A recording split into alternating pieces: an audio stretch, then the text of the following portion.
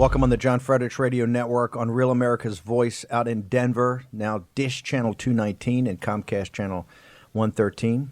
Newsmax TV, now in 70 million homes. The guys down in Palm Beach on a Chris Ruddy. Of course, G News, GTV, blown through the firewall into mainland China and throughout the world in Mandarin. And, of course, every other world on YouTube, Facebook, Roku, Periscope. It's the reason the show's metastasizing so big. In normal times, I would be I'd be in Portsmouth, England, getting ready for the Trafalgar Day dinner in honor of Lord Horatio Nelson, because it's the 215th anniversary of the Battle of Trafalgar.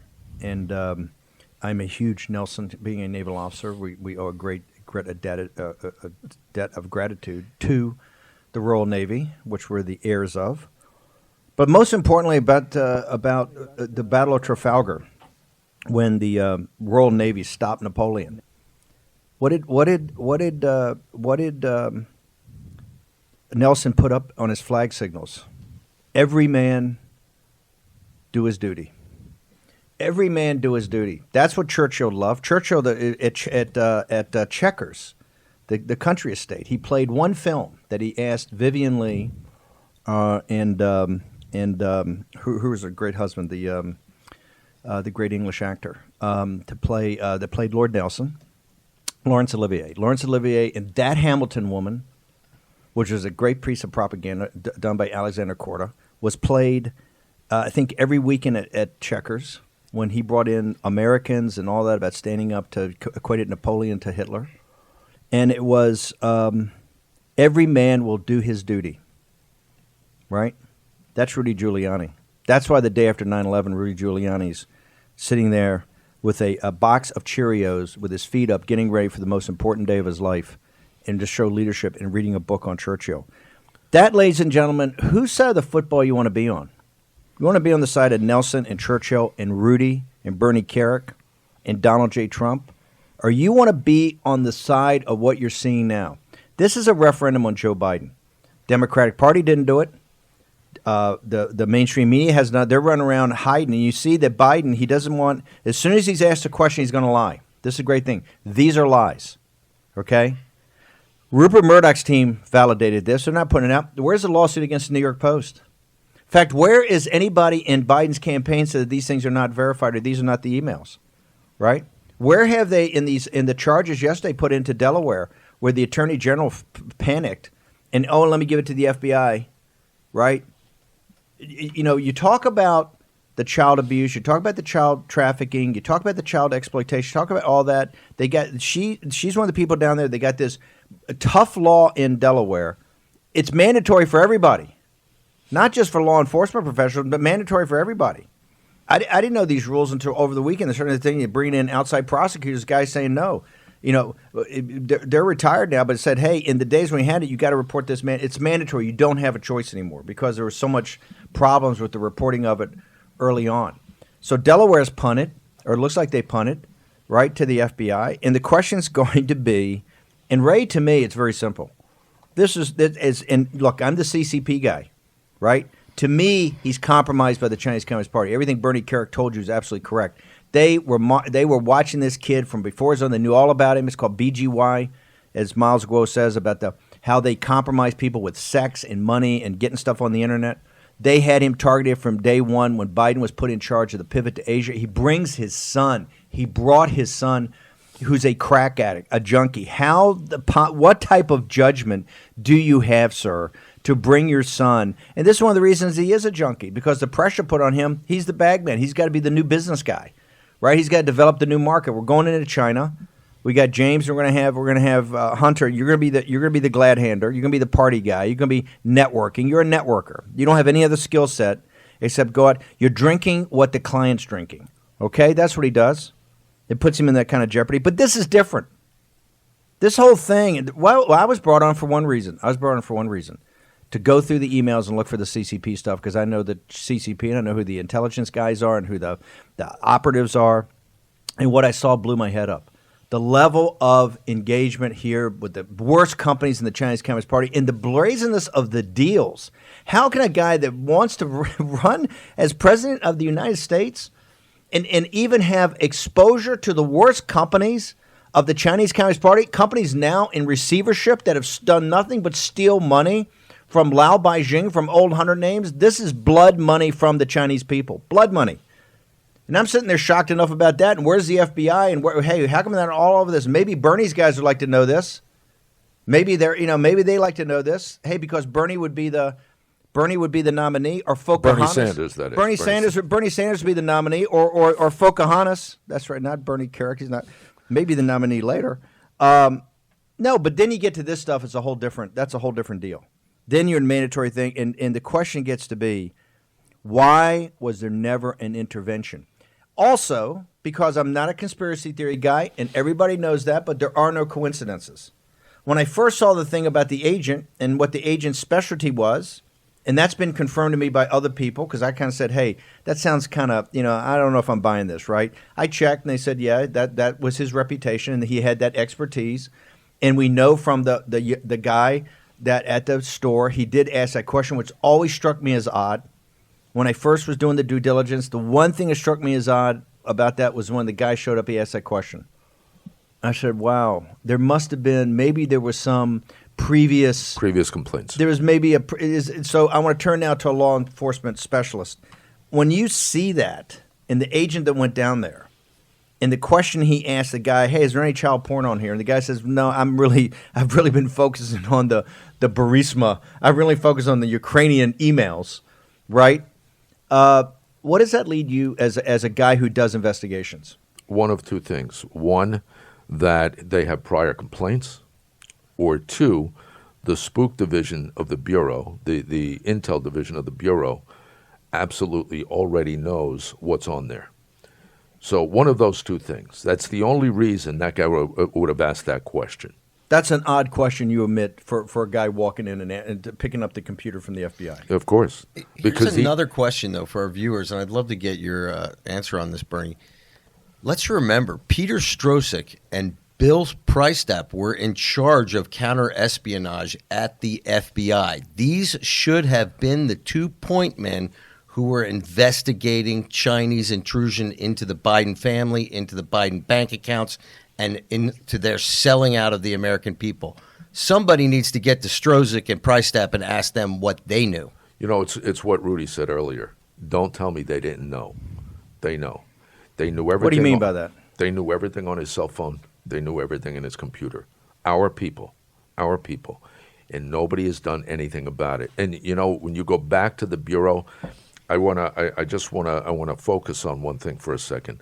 If it wasn't for Attorney General Barr assigning Jeff Jensen out of Missouri to look into the Flynn stuff, Chris Wray had all the documents that Jeff Jensen has found.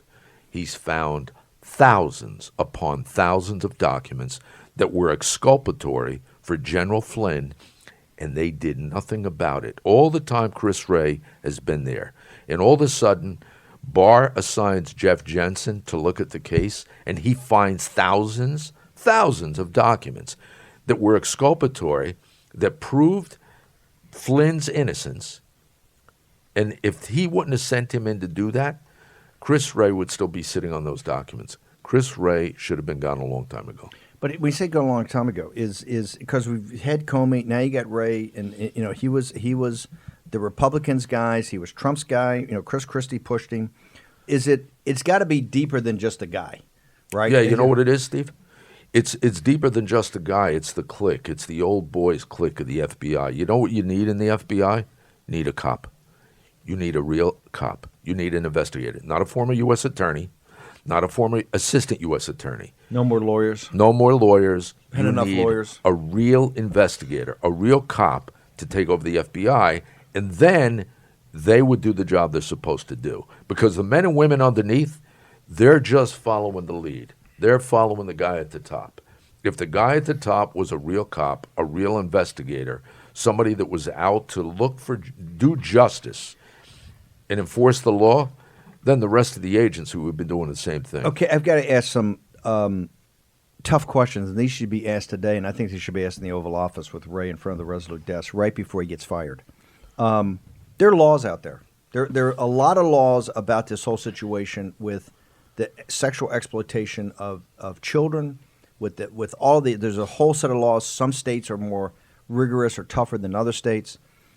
The FBI has this computer, and they signed for it, I think, on December 9th of 2019, almost a year, 10 months. Nothing has been done to our knowledge. Maybe there was something done, but that would have certainly been reported somehow or gotten out, right?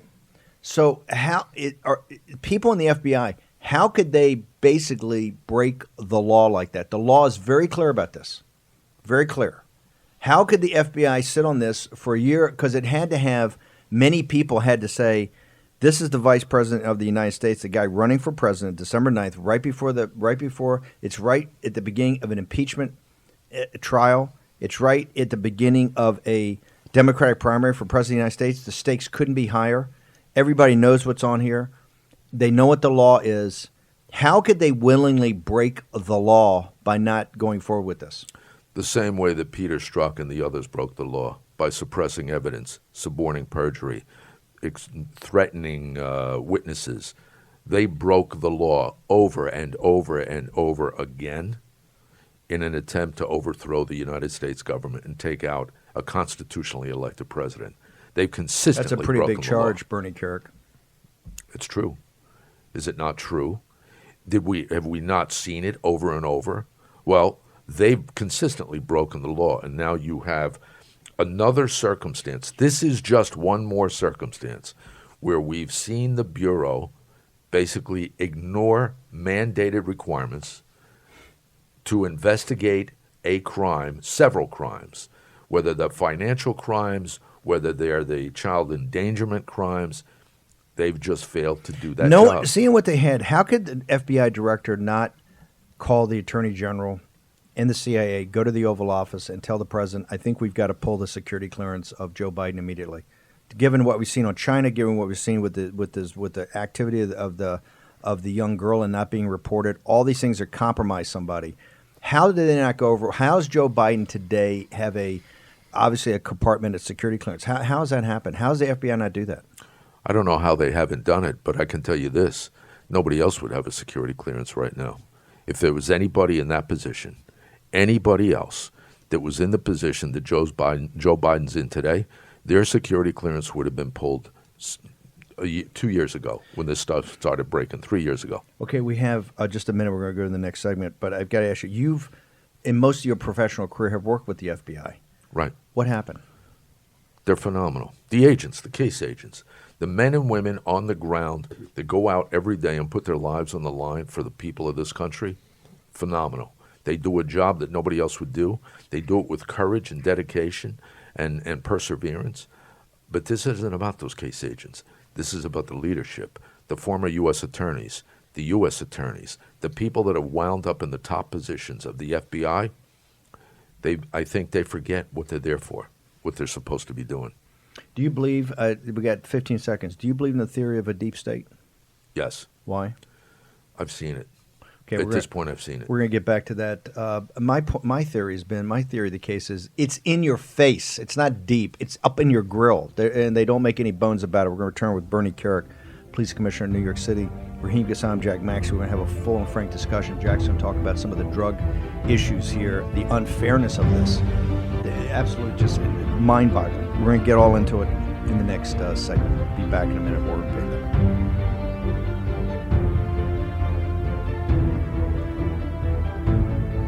Still over 8,000. What do we?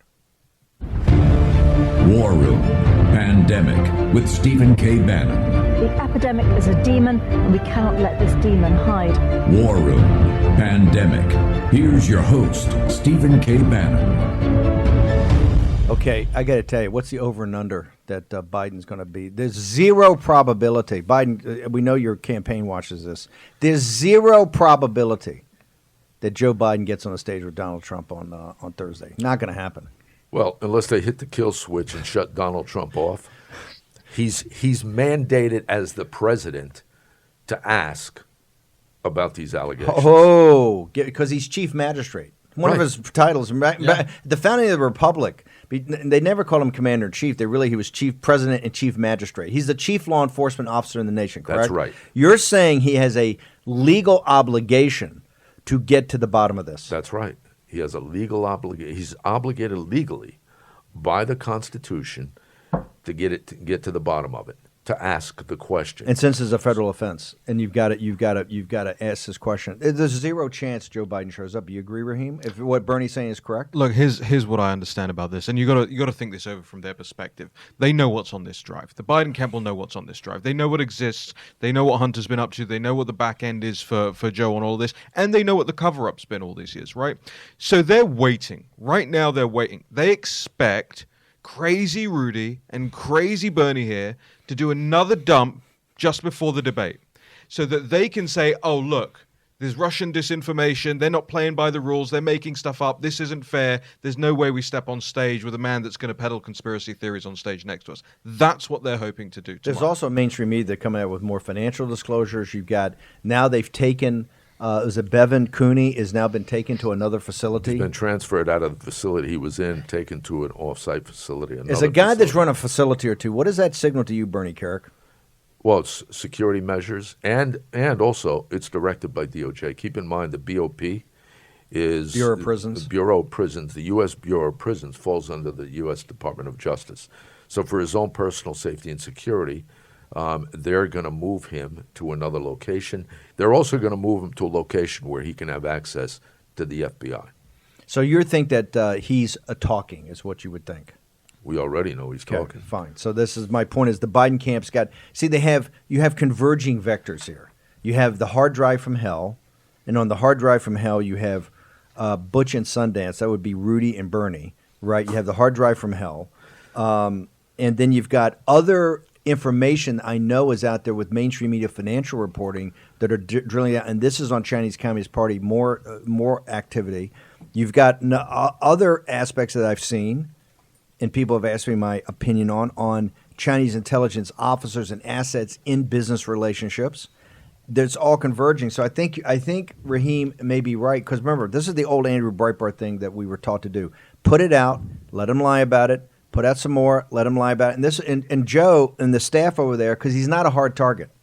This is not Hillary Clinton and the Clintons. No, this is he's a soft target. In our world, in the police world, this is a target-rich environment.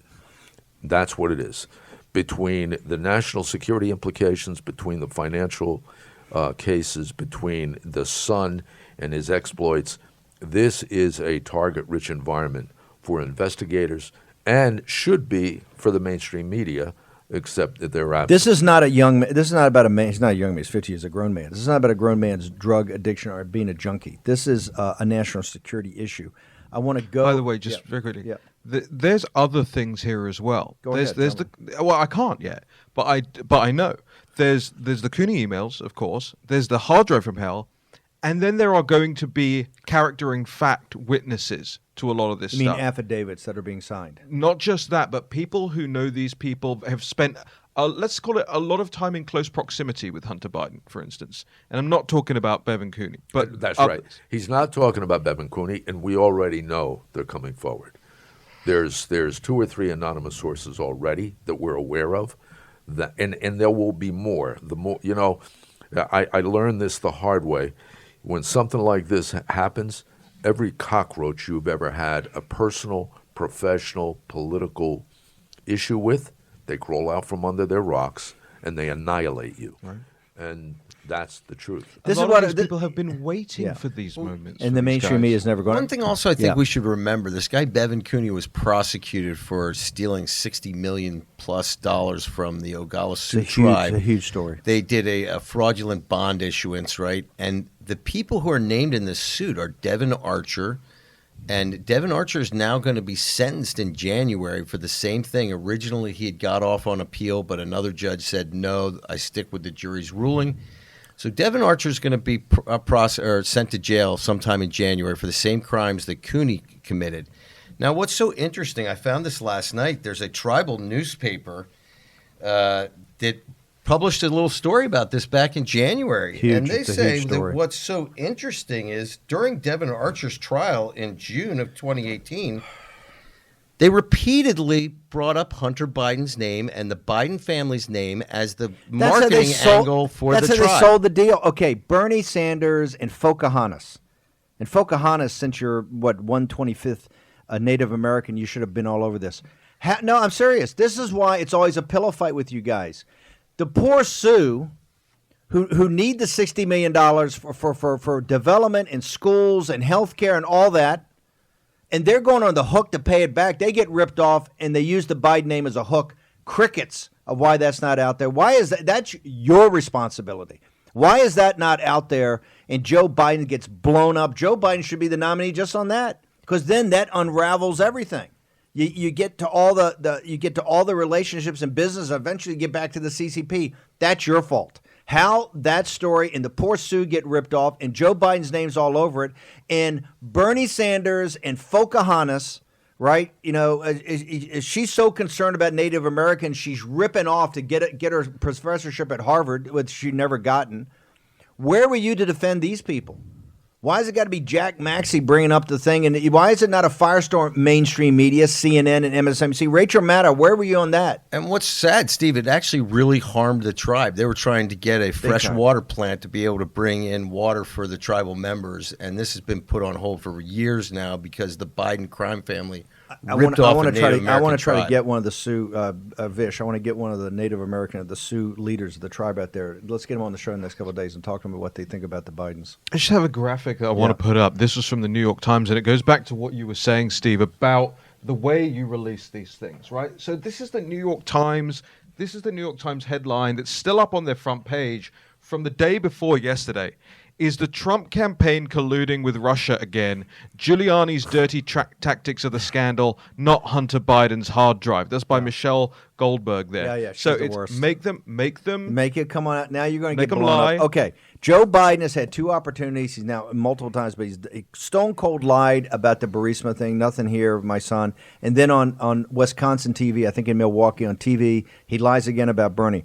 What I want to say, I want to lies again about China and everything like that. Lies about his son. Nothing wrong here. All made up. It's all Rudy. It's all Rudy. Rudy, crazy Rudy. I want to go back. When I say hardened targets, you know, I was brought in the Trump campaign in August of 2016, and she knew it. That's why she came in and attacked me. I wasn't brought in because I had a great relationship with Trump. I didn't know the guy. I kind of knew him. And we want to do more populism, more national, get a message, get focused, get away from attacking the Khan family. But principally, I was brought in by donors because I had made a career out of taking on the Clintons, right? Clinton cash and all their corruption. And somebody had to – they were just throwing not strong punches at the Clintons. So we had 90 days to get on the Clintons.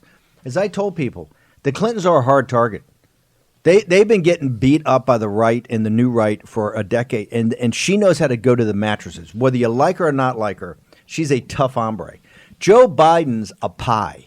He's never, in 47 years, he's never been attacked in Delaware. Obama's 2 terms. Poor Obama took all the incoming, right? I know. I was there giving it some of it, right? Biden never got touched. This is the first time and they don't have the killers around him Hillary had. This has been a fiasco. They put the young woman on TV the other day, and the Fox guy chopped her up. She admitted, oh, yeah, the emails have been authenticated, right? He is not a hard target. Now, my point is he's not hardened. He's never had this before, and you can see the way he's flapping around. As an investigator, where do you think we have him in this process? Yeah, but he's not only is he not a hard target, he's stupid. He's a moron. Why do you say that, Bernie? Because he's stupid. I mean, all you have to do is listen to him. Listen to him talk. You know, if it's not, you know, if he's not out. Is that New York City? This is a New York guy's kind of because it's. Why do you think? Because I hear it all the time, and I hear it from Mayor who knows him for decades. I don't think he's the sharpest listen, one to say. I don't know him for decades, but the stories I've heard, you know, he's just not a smart guy. When you have the conversations with him, you talk to him. If it's not, you know, Lucky Joe over a coffee. Well, then, if it gets complicated, then it's you know, he's an idiot. I come from an Irish family. He's one of those glad handers. But right? at the end of the day, there's too much here. There's no hard target or not, smart or not. This is overwhelming criminality. Overwhelming. that they cannot get out of. Okay, if it's overwhelming criminality, many of our people, we have a lot of Bernie folks that listen to this, populists on the left that are veterans and gun owners and culturally conservative, but Bernie guys. And we obviously have a huge MAGA base. These people are veterans. There are a lot of former law enforcement. There are a lot of active law enforcement. We're the patriot guys. How do you sit there when you say overwhelming criminality and Mayor Giuliani says overwhelming criminality, and I don't see any investigations going on? That's a systemic problem. That's when people start losing confidence in the system. This is why I'm not a conspiracy theory guy. Steve, what's the problem? hold on. If it's overwhelming, that's not saying, hey, I think we got criminality. Bernie Kerik told me it was overwhelming. I didn't want to get into this, but I'll say this. And we'll come back to the next segment. I was the target of the United States government. What started with my nanny.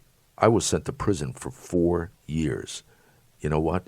If I was sent to prison for 4 years over nonsense, ethical and civil violations, these people belong in prison for the rest of their life.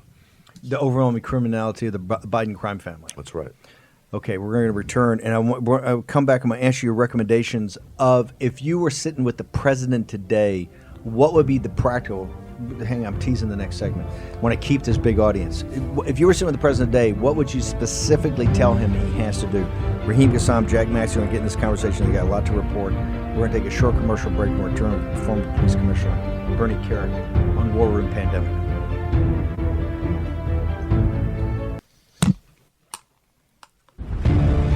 War Room Pandemic with Stephen K. Bannon. The epidemic is a demon, and we cannot let this demon hide. War Room Pandemic. Here's your host, Stephen K. Bannon. Well, I think, to even answer your question more deeply, I think, when it comes to those black people you see who may be, showing support for Trump, I just think, it's because Trump is actually talking to young black male voters. He's directing ads towards them. They are a group that, never get courted. I mean, black people don't get courted either as a whole, but that old Democratic regime speaks to old black men, and they think everyone else in the black community, the black family, is just supposed to fall in line. They know black women are going to show up regardless, and they, like I said, they speak to older black men, and they think the rest of us all speak the same language. So Trump is targeting young black males, and promo and marketing, it works. Adrian, that's all the time we have. I just have one more question because, Mr. Vice President, it affects Wisconsin. So Wisconsin's Republican Senator Ron Johnson put out a statement on Homeland Security letterhead saying Hunter Biden, together with other Biden family members, profited off the Biden name. Is there any legitimacy to Senator Johnson's claims? None whatsoever. This is the same garbage Rudy Giuliani, Trump's henchman. It's the last-ditch effort in this desperate campaign to smear me and my family. Even the man who served with him on that committee, the former nominee for the Republican Party, said there's no basis to this. And and the vast majority of the intelligence people have come out and said there's no basis at all. Ron should be ashamed of himself. Charlemagne the Thank God. you. I appreciate your time. Thank you. Charlemagne the God stepped on the line there. By the way, you saw the way that clip starts. They're trying to get him off. They got the handler there trying to shut it down because they don't want one tough question. This is what Charlemagne the God's talking about. The old Democratic regime. They just think they run things, right? The media's not going to throw softballs. None whatsoever. Garbage, smear. Remember that when he doesn't show up on Thursday night to take the beat down that he's going to get of the righteous indignation of Donald J. Trump and the American people. Just have to stand and deliver for your lies. Your lies about you're compromised by the Chinese Communist Party, by the Russians all over the world, from Kazakhstan to Russia to Romania. It's all stuff flooding in. You're ripping off of the Sioux Nation, right? It's going to be relentless. That's why you're not going to show up. You can run, sir, but you're not going to be able to hide. You're not going to be able to hide. This is all going to come out. It's all going to get exposed. I want to now go to Raheem, Jack. Any breaking news? Anything update? Because I want to go back to Bernie here for about what he would tell the president about this investigation. Bernie, so you're the president now. It's 12 days away from an election. They've been sitting on this. First off, they've known about this for years and haven't. That they knew this. The counterintelligence guys and all this. They knew the corruption of the Biden family. They knew what James Biden was doing. They knew what Hunter Biden was doing. It's an embarrassment. It's an embarrassment to our country, right? I'm not even getting to the naval officer stuff. I'll do that tomorrow. But what would you tell the president? So I'm going to refer back to my text messages to you last week when we came on upon all this stuff in the hard drive. I sent you and Rudy a note, and here's what I said. When did Christopher Wray become aware of the laptop in the FBI's possession, and when did Attorney General Barr? Is there an active investigation into its contents relating to child endangerment and FARA violations and more? If there is no active investigation, who made the call not to investigate? What was the basis for that determination? Did the FBI make a notification to local and state authorities concerning the photos and comments as it relates to the young girl? And I go on and on. That's the beginning of that questioning for the president. Those are the questions got to be asked right there, right? Today. Well, it should have been the other day. Should have been Monday. The president needs to call the attorney general in, needs to call in Wray, sit them in his office and say, okay, I have some questions, and here they are. And that should be the beginning. If they don't have great answers, and I mean great answers, what do you do?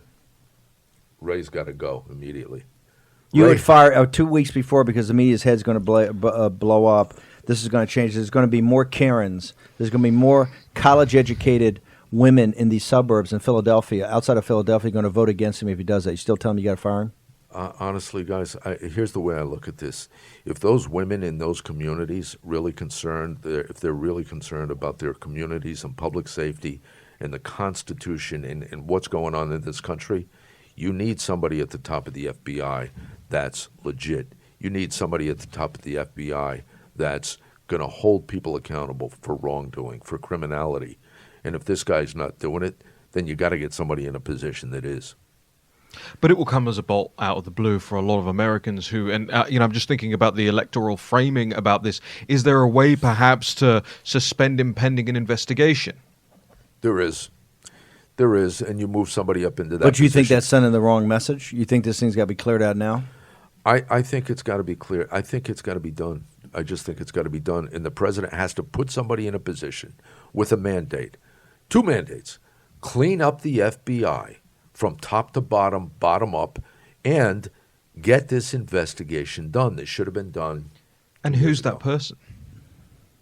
Well, I've got a couple recommendations that I won't get into here, but it's got to be a cop. Do you think that if should the question be asked, has the FBI or any law enforcement been called in already and talked to them? Because the FBI guy that was sent down there clearly had a background in child pornography, and he asked the guy that owned the little Mac store, is there any child pornography, which led you to believe as an investigator that something happened? And could there have been one of the reasons that Delaware turned it over to the FBI right away? Could they have already made has there been any interdiction? You got to find that information. Is the young woman safe? How do we know that there hasn't been any kind of checking on her safety? But Steve, that ain't even about the Bureau.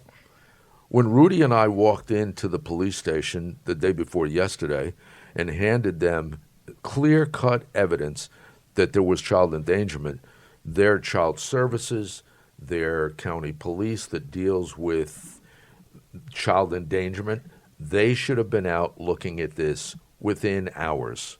If that came to me or one of my detectives from another agency, within an hour, we'd have detectives looking at it, period. I don't care about the political implications. I don't care about that. This isn't about politics. It's not even about Hunter Biden. It's about, I can't get into the specifics, but there's issues that have to be looked at, and it should be done by the county immediately. And every professional that looked at this said this is immediately. Slam dunk, not even a question. Got to go, got to roll now. You heard the DAs, what they said? Okay, one last thing. This is the elephant in the room. The elephant in the room is this QAnon thing that's been out there. How do those people, right? How do you sit here and have the FBI that's had this now for a year? How do you have the fact that Delaware, as soon as you went to Delaware, they didn't do exactly what you said should have been done in any type of normal legal, which, by the way, every person that came, or the former prosecutors looked at, said they got to go immediately. Said exactly what you said.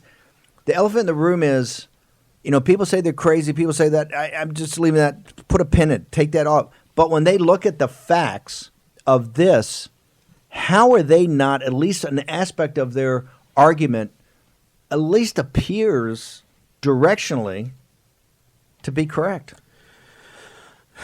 You know what? This is what boggles my mind. When I this is not, by the way, all the criminal stuff with China and is compromised national security. That is horrific and had to be done and should have been done. But this is the jeopardy of a young person. I'm going to tell you something. When Rudy and I were on the way to Delaware, we were in two vehicles. He was in his, I was in mine. I was making a number of calls, making sure that we were going to be received, making sure we could get in. And as I was talking to my contacts in the law enforcement community, you know what I was told? You're wasting your time. You know why you're wasting your time? You're going to go to the county and report it. They're going to give it to the Attorney General of the state of Delaware, and that Attorney General is an extremely close confidant of Joe Biden. And you know what I said? I don't give a damn about confidence. I don't give a damn about how close they are. I don't care about the politics. The bottom line is there is a child that we know 100% was in jeopardy, and it should have been reported a long time ago. Joe Biden knew it. He knew about it. He talked about it. He was told by other family members about it. Joe Biden should have acted. He wants to be the president of the United States, responsible for everybody's safety and security in this country. Well, he damn sure should have been taking care of this kid. You're saying couldn't take care of a child and his family. How are you going to take care of the country? Can't. How are you going to be the father of the nation when you're that kind of father? What's the Biden campaign's response? The Biden campaign, here's what's not going to work anymore. Not going to work. It's not a Russian intel. That's a complete fallacy. This is a hard drive. The hard drive from hell, and it is from hell. Okay? It's from hell because it's what your family has on there, sir. Your emails, your text messages, your photos, your sex tapes, your family. So it's the hard drive from hell. And I think Jack Maxey's question and Bernie's is the relevant one. And Raheem, how are they going to respond to this? How is this going to be? The country needs to see this. This is now turning, and you can already see they're peaking on their momentum. This is now a referendum on Joe Biden. That's why he's never going to stand on the stage on Thursday night. It's not going to happen. They're already cooking up an excuse right now, right? They're going to say, hey, they've gone full QAnon on us. They're now in crazy land, right? Conspiracy theories all over.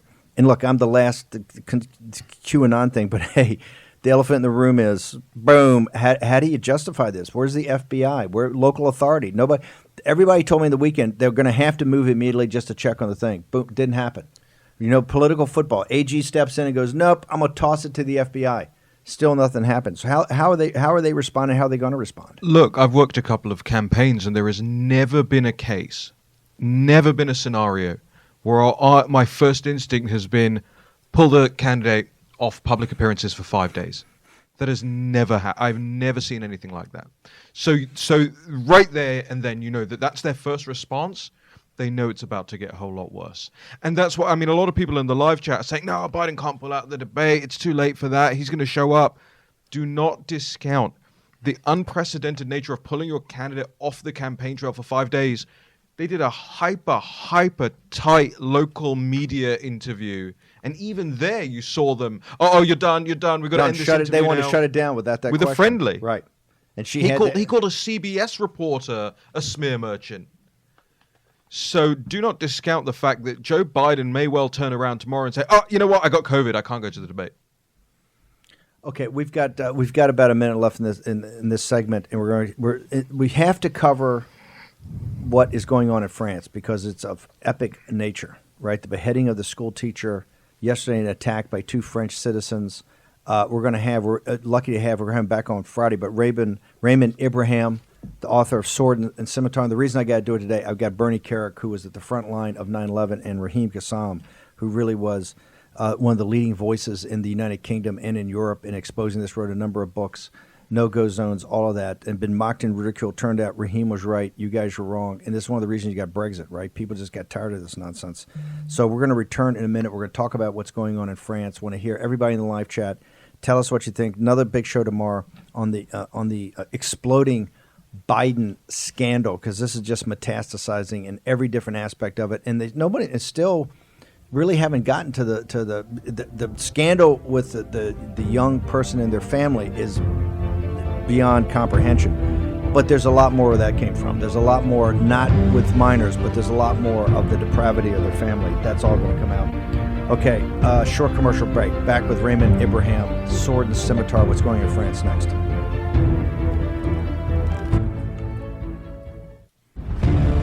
War Room Pandemic with Stephen K. Bannon. The epidemic is a demon, and we cannot let this demon hide. War Room Pandemic. Here's your host, Stephen K. Bannon.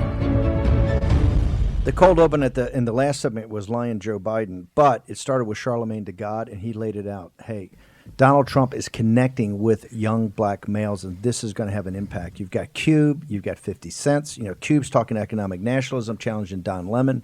You've got 50 Cent that came out because of tax policy. You got Charlemagne de God right there just laying it down.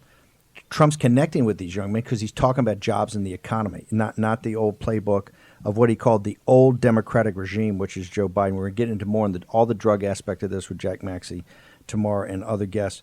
There's so much going on in the world, so much going on with CCP. We'll cover it tomorrow, but we got to cover this thing in France, the beheading of the school teacher, and then what's happening with the shutting down of these mosques, these institutions. 2 French citizens stab 2 Muslim women, I think yesterday at the Eiffel Tower. The author of Sword and Scimitar, Raymond Ibrahim, joins us. Raymond, can you give us a short assessment? What exactly has gone on in France? You got Macron, who's no tough guy. You know, now he's talking tough. Give us, and I got Bernie Kerik here and Raheem Gassam. Tell us what's going on in France right now with the situation. Sure, Stephen.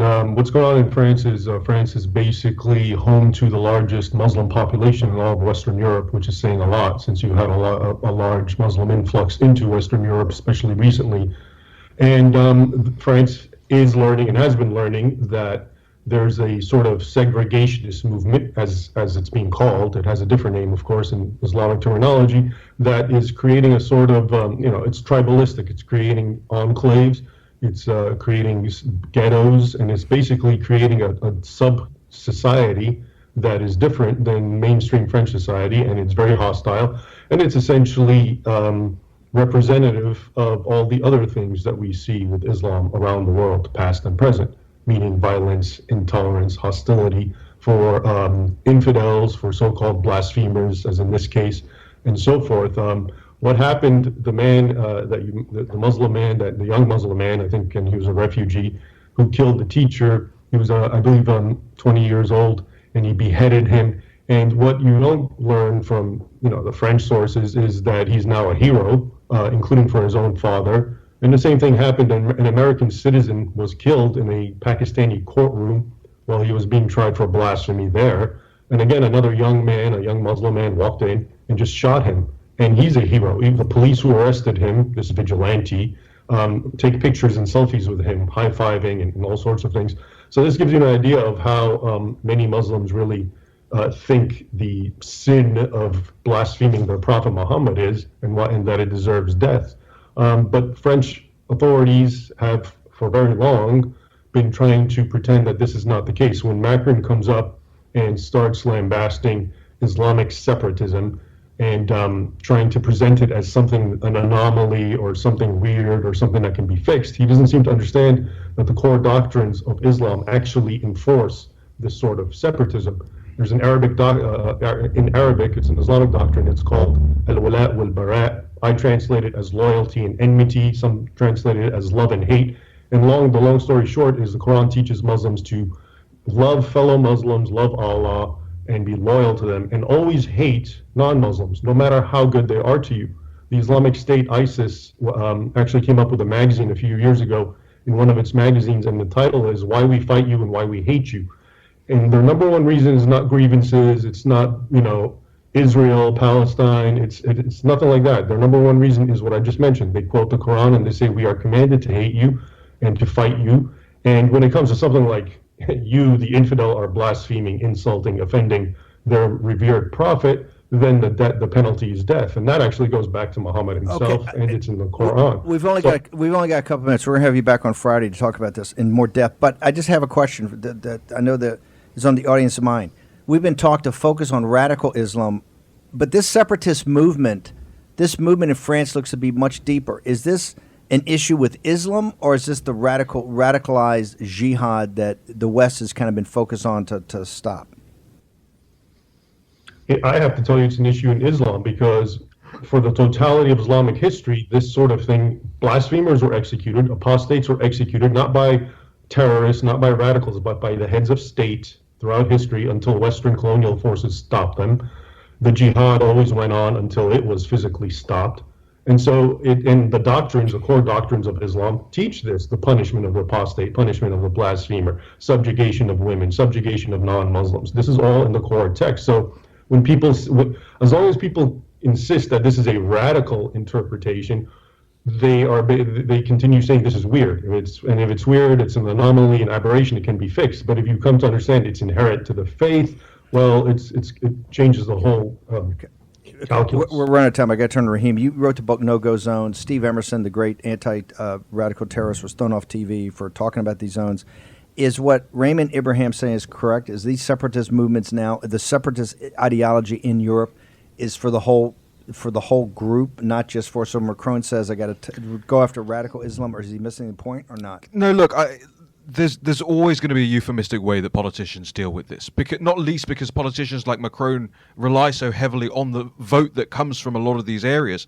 And in the United Kingdom, politicians have relied on the ballot rigging that has come from a lot of these areas as well, the imported Pakistani, Bangladeshi way of doing politics there. But I wrote that in the book. I did an entire chapter on France in no-go zones back in 2017, where I went there. I walked these streets, these neighborhoods myself, and documented they're not just separatists in what they believe. They want nothing to do with the country around them. They build these makeshift mosques and associations, 73 of which have been shut down since the beginning of this year in France. They build them in the basements of their apartment, their tower blocks, their welfareist tower blocks, so that they don't have to come into contact with the outside Western world. We're going to get more into this on Friday. Real quickly, you were one of the guys that focused on shutting down radical Islamic terrorism in New York. Is this different and deeper as you see it right now, 20 years after? You know what scares the hell out of me, Steve? Up until 2 years ago, I would have said the greatest threat against this country is radical Islam, until the socialism movement started. But I'll tell you something. Our problem right now is everybody's focused on the socialism movement. They're focused on all these this insanity in Washington. The cultural Marxism is going on. These people are still out there. The ideology is still out there. And internally in the United States, the chameleons are still there. We even have them in Congress. So at the end of the day, the threat that France sees, we have here as well. We're just not focused on it. Raymond Ibrahim will be back with us on Friday. He's the author of Sword and Scimitar. Raymond, thank you very much. Great quick update on France. I want to thank Bernie Kerik for joining us. He'll be back on the show a lot as we go down and drill down into the Biden corruption, the Biden crime family. A lot to answer for, Joe Biden. You better be there Thursday. Answer on stage. See you tomorrow morning, 10 o'clock.